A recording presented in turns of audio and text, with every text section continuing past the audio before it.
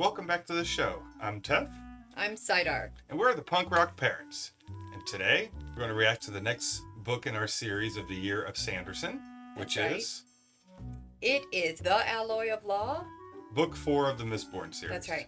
If you do not want to hear stuff that you haven't heard before and spoil anything, then please stop here. Right. So, quick synopsis, and it's about 300 years in the future, and it seems like because, what's the guy's name? Saidar. Because Saidar gave, what's the other guy's name?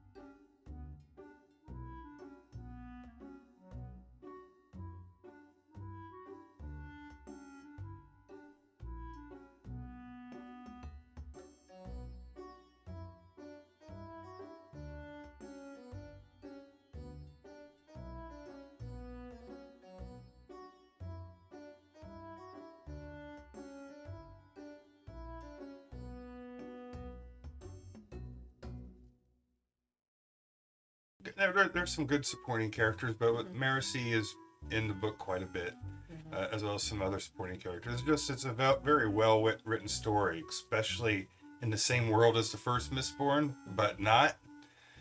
I mean, it is the same world. It's just in the future, and a lot has changed and progressed. Yes. You know, obviously, as you would expect for 300 years in the future. And then there's just some special things that will come up that you have to just find on your own that are really special. That if you have read the first 3 books will be really special to this story. I like it. I like those parts. I don't want to spoil those parts. They're too awesome. But yeah, they make it really, really special to read. I was enjoying it so much, so immensely. And I do enjoy these characters a lot. Wax is really, he's that Superman character almost, that really good-hearted person. Yeah. And then Wayne is also good-hearted, but in a different way. He's Wow. chaotic good versus lawful He good. means well in everything, though. He really does mean well. I love his, let's just say, his form of barter. Yeah. I love it. It's the best. He doesn't steal. He does pay for everything. That's right. I love his form of barter. So let me know what you think when you figure out what his form of barter is. I love it. It's great. All right. So what'd you think overall? Oh, I loved it. I just couldn't wait to start book 2. Yeah. I can't wait to start book 2. I have purposely not started book 2 yet because I wanted to make sure I kept this book nice and clear in my Well, head. actually, book 5, technically. Oh, well, yes, yeah, book 5. book 5. Yes. But book 2 of this Stand new, corrected. new standalone Yeah, part. of this trilogy. So I give it as many thumbs up as I can get. It's great. It's awesome. I'm loving it. 3 thumbs up. And it was a little bit shorter than I expected, which is kind of cool. It's fine. It's not a big deal.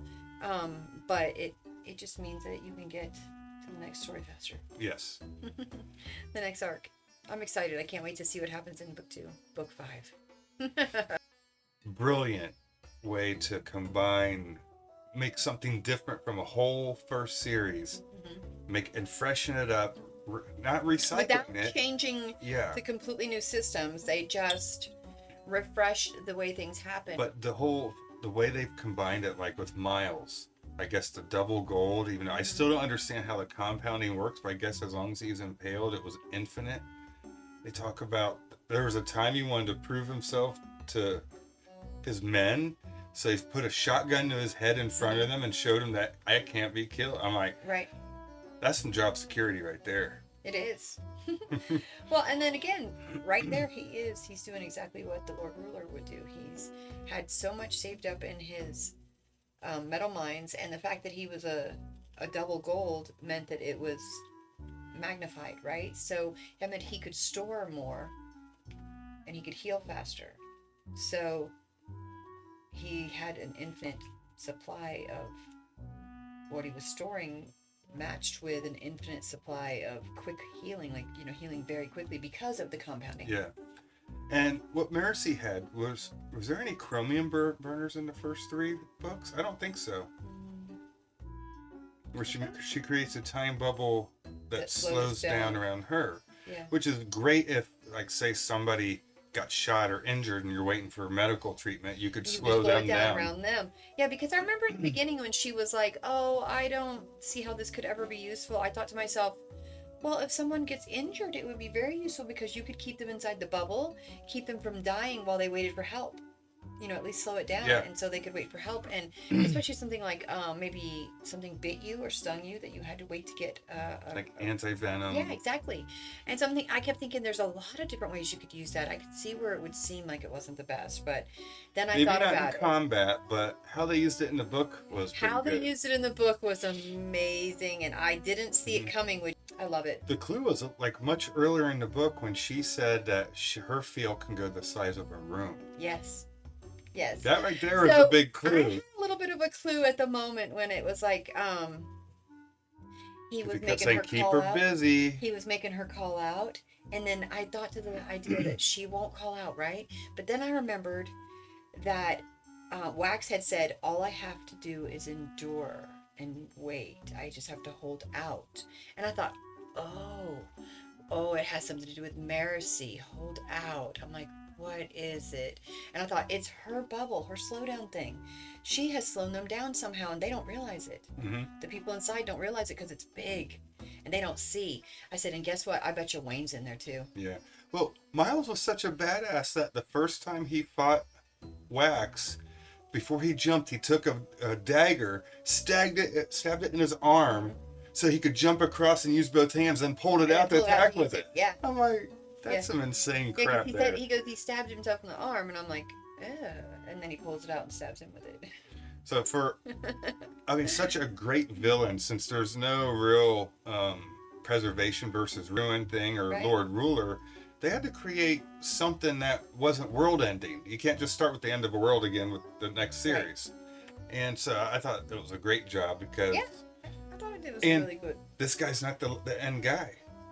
Right, and he didn't persist through the next book, so that means you'll get a different, a continuation of this arc, but with different villains. We already know. Yeah. It's his uncle. Yeah. Yes. Which there is no clue about that. Not really. I didn't think it would be the uncle at all. I definitely did not see that coming. I kept thinking there was going to be some kind of weird twist where it was going to be Steris or something. Like it would be some weird thing where it would be Steris, and then I was like, well, I was wrong. She gets rescued. She's actually kind of grateful. She's actually appreciative of that, so it's kind of cool. And Wayne's whole stealing everything. I love Wayne. I love his accents. I mean, first of all, he is Australian, which is one of my favorites, so that's cool. He has a great accent, and then he does all these other impersonations. They're not just accents. He impersonates entire characters, entire backstory of people. He sits there and has a conversation, asking, repeating back. People are like, "Are you an idiot?" And he's like, "Are you an idiot?" Just trying to get the accent right. It's awesome. Mm-hmm. But Brandon always seems to like to put a lot of science behind it, how everything is done. People just can't speak the different ones. It shows how he learns each one. Yeah. He's a little bit of a linguist. He can One of the figure it things out. I always like about Brandon's works is that he goes into explaining, but he doesn't, you know, he's not like me. He doesn't Virgo it. He doesn't say it so much that you make fun of me. But, oh, well, maybe he does. I don't know. But I like how he explains stuff. He's very good at scientifically explaining something that helps you to go, yeah, I can get behind this. But he still keeps it enough fantasy that you go, all right, this is cool. I love this. This is great. Yeah, at work the other day, we were drilling some stuff, and there's some little iron dust, and I'm like, Isn't that right? I didn't. It does make you think about it. It's like, you know, if there's heavy metals in my water and I drink that and it's in there, can I make something happen with them? But, nope. The way he describes the fight scenes is outstanding, and with all the added, especially with Wax having the ability to change his weight so much. Oh, I love that. While he's going, and all the different tactics that can be done. Mm-hmm.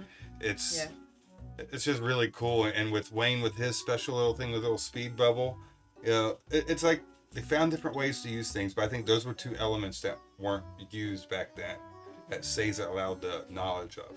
Right. Or as we now know, harmony. Harmony. Yep, our beloved Seiza becomes harmony, which is lovely. It's, you know, that combination of both things needed to create harmony. So I love it. And then he's there. He's actually a part of things. He actually speaks with Wax. Is it because they're descendant? They talk a little bit about that in book 2. So we won't get ahead of us, and just realize that I'll be learning about this soon. Okay, so what else we got in there? And just the storyline being in like almost a steampunk type era. It is definitely in the steampunk type era. Without steam, it's horse-drawn, straight to electric and motor. So it's kind of cool. It skipped the whole steam part, but you get the steampunk / Western Outlands type feel. Yeah, it definitely had that feel to it. Overall, I enjoyed it, and I can't wait to read book 2. Yes, me as well. Yep. Well, what do you say? 2 thumbs up. I give it 3 if I had them. All right, well. Squish, squish. You squishing my head? Squish, I squish. can't squish your head. I'm blocking you. Your head is so big I can't get it. Blocking you. I can't get it. All right. Oh, Okay, yeah, look, I got all you my... actually have an Attack on Titan shirt on. I do. I have Attack on Titan shirt on. I got all my bling because it's St. Patrick's Day. St. Patrick's Day bling. Yay.